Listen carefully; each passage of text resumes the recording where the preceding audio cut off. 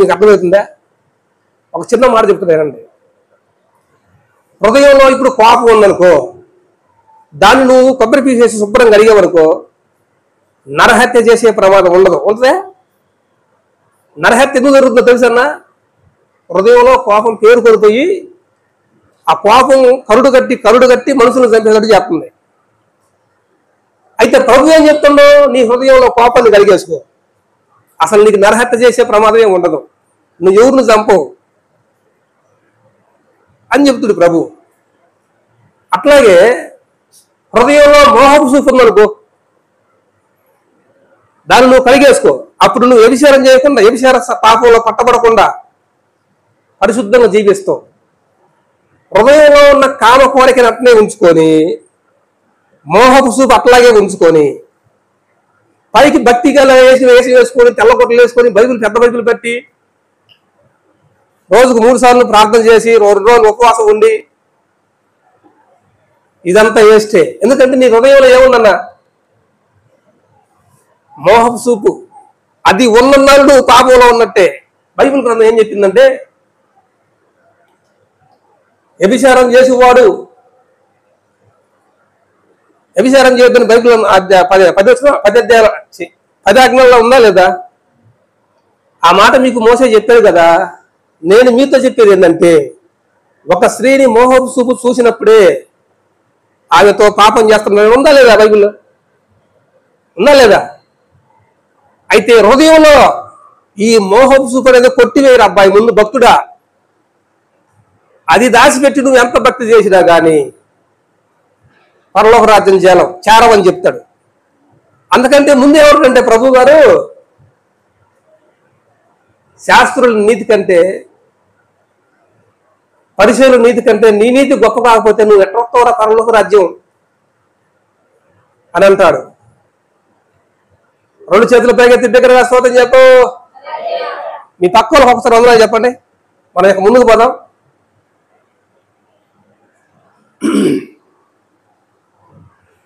దేవుని యొక్క ఉద్దేశం ఏంటంటే, బ్రదర్స్ సిస్టర్స్, దేవుని యొక్క ఉద్దేశం ఏంటంటే, మనిషి జీవితంలో నుండి, మనిషి యొక్క హృదయంలో నుండి పాపాన్ని కోకటేరులతో సహా పీకాలన్నదే ఆయన ఒక ఉద్దేశం. ఏదో అరాకొర కొద్ది గుంచి పోనీలే పాపం వదిలిపెట్టు దేవుడు కాదు. నువ్వు పైకి ఎట్లా ఉన్నా, పాత గుడ్డలు వేసుకున్నా, అసలు గుడ్డలు నీకు సిరిగిపోయిన గుడ్డలు ఉన్నా, నీవు అందంగా లేకపోయినా, అంగ వికారుడు అయినా, దేవుడు ప్రాముఖ్యంగా లక్ష్య పెట్టేది ఎవరిని? హృదయాన్ని. మనుషుడు పై రూపాన్ని చూస్తాడు కానీ దేవుడు హృదయాన్ని లక్ష్య పెట్టిందని బైబిల్ గ్రంథంలో ఉంది. హల్లెలూయా. కాబట్టి నీ హృదయాన్ని శుభ్రంగా కడుక్కోకుండా నువ్వు ఎన్ని రోజులు భక్తి చేసినా కానీ అది దేవుడు మెచ్చే భక్తి కాదు కాదు కాదు. హృదయాన్ని కడుక్కునేవాడే నిత్యరాజ్యానికి వారసుడు. ఏ మాత్రం హృదయంలో ఎక్కడన్నా కానీ సచ్చుందనుకో, దానివల్ల ఏదో ఒకరోజు ఖచ్చితంగా ప్రమాదం ఉంది. మీకు అందరికి ఒక సందర్భం చెప్తానండి. మీకు బైబిల్ గ్రంథంలో సౌలు తెలుసుగా. సౌలుని దేవుడు పేరు పెట్టి పిలిచాడు. సౌలా, ఇశ్రాయేలుకు నా ప్రజలకు నువ్వే నాయకుడివి. ఎందుకంటే నువ్వు అందరికంటే ఎత్తుకున్నావు, కొద్దిగా అందంగా ఉన్నావు, మీ వంశం కూడా చాలా మంచి వంశంలా కనబడుతుంది సౌలా. కాబట్టి నేను రాజుగా నియమిస్తున్నా, వచ్చి రాజ్యవేలు అని చెప్పి సౌలుని రాజుగా చేశాడు.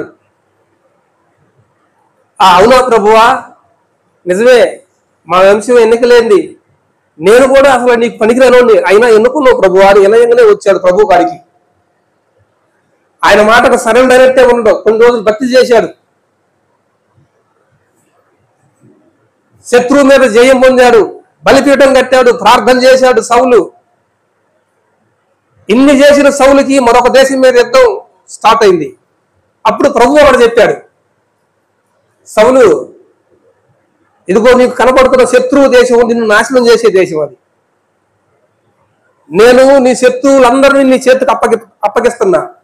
అయితే నువ్వు చేయాల్సిన పని ఒకటి ఉంది, నీ శత్రువుల్లో ఒక్కను కూడా మిగిలియొద్దు, అందరినీ చంపేయమంటాడు ప్రభు. అయితే చంపేస్తా ప్రభు అన్నాడు సౌలు కూడా. అక్కడికి వెళ్ళిన తర్వాత ఆ శత్రు దేశంలో ఏ వస్తువు కానీ వస్త్రము కానీ శపితమైంది ఏది కూడా నువ్వు ముట్టొద్దు, మొత్తం అగ్నితో కాల్చి పడేసి రావాలి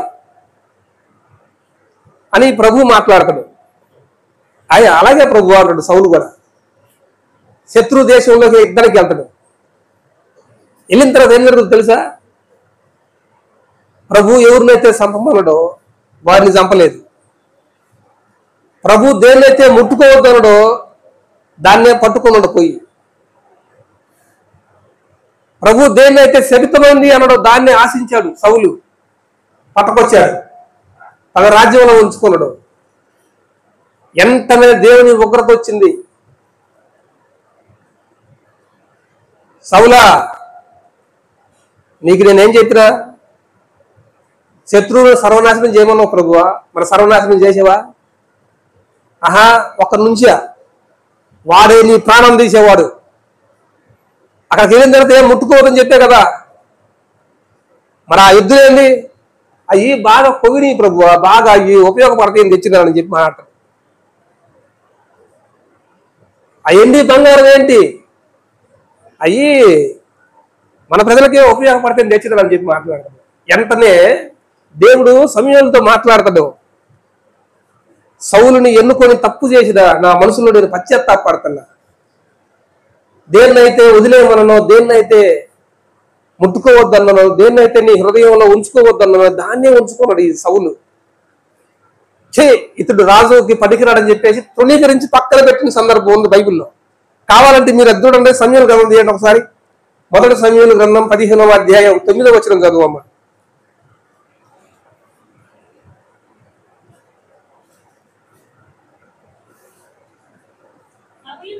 సౌలును చదువమ్మ. గొర్రెలలోను ఎడ్లలోను గొర్రె పిల్లలు మొదలైన వాటిలోను మంచి వాటిని నిర్మూలన చేయక కడగా ఉంచాడంట సౌలు గారు. చదువమ్మా. పనికిరాని వాటిని నీచమైన వాటిని నిర్మూలన చేసాడట, మంచి వాటిని చంపలేదంట. ఇంకా చదవమ్మా, కింద చదువు ఏముంది ఇంకా అక్కడ. అప్పుడు యెహోవా వాక్కు సమూయేలుకు ప్రత్యక్షమై ఇలాగ సెలవిచ్చెను, సౌలు నన్ను అనుసరింపక వెనుక తీసెను, నా ఆజ్ఞలను గైకొనకపోయాను కనుక నిర్ణయించినందుకు నేను పశ్చాత్తాపడుతున్నానని చెప్పి మాట్లాడుతున్నా. గట్టిగా స్తోత్రం చెప్పండి అక్క. మీకు ఒక సంగతి తెలుసా? కొంతమంది చర్చికి వచ్చే వాళ్ళు దేవుడు ఏమంటాడంటే నిన్ను పాడు చేసే పాపం ఏదైతే ఉందో దాని అంతటిని వదిలేయమంటాడు. మనం ఏం చేస్తాం తెలుసా? మనకు నచ్చిన ఎన్ని ఉంచుకుంటాం, మిగతా ఎన్ని వదిలేస్తాం. ఇప్పుడు కోపం వదిలేయమంట దేవుడు, వదిలేస్తున్నాం మనం. కోపమా అంటే అన్నిసార్లు కాకపోయినా ఎప్పుడో ఒకసారి ఖచ్చితంగా మనం బయటకు వస్తుంది కోపం. వదిలిపెట్టామో వదిలిపెట్టలేదు కోపం. అయితే దేవుడు నిన్ను ఎన్నుకున్నందుకు సిగ్గుపడుతుందో, బాధపడుతుందో, దేవుడు నిన్ను రక్షించినందుకు, నీ కొరకు ప్రాణం పెట్టినందుకు, అయ్యో ఇంత కోపదారి కోసమా నేను ప్రాణం పెట్టిందని దుఃఖపడతాను. మనకు నచ్చినవి వదిలేస్తాం. అభ్యంతరకరంగా ఉన్నాయి, మనకు బాగా ఇష్టమైనవి మాత్రం హృదయంలో ఉంచుకుంటాం. అమ్మో ఈ వదలకూడదు.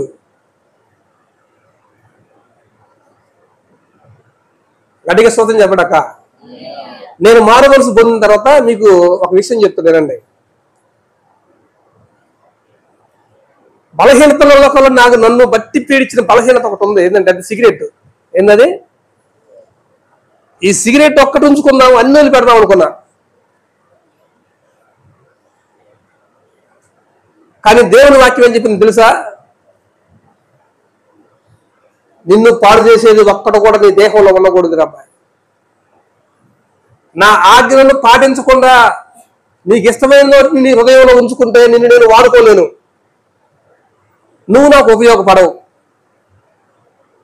నువ్వు నాకు ఉపయోగపడాలంటే, నేను నిన్ను వాడుకోవాలంటే నీకు నాకు మధ్యలో ఉండే అడ్డుగోడ ఏదైనా ఉందంటే నువ్వే తొలగించాలా, నేను తొలగించను. ఎవరు తొలగించాలన్నా? మనమే తొలగించుకోవాలి.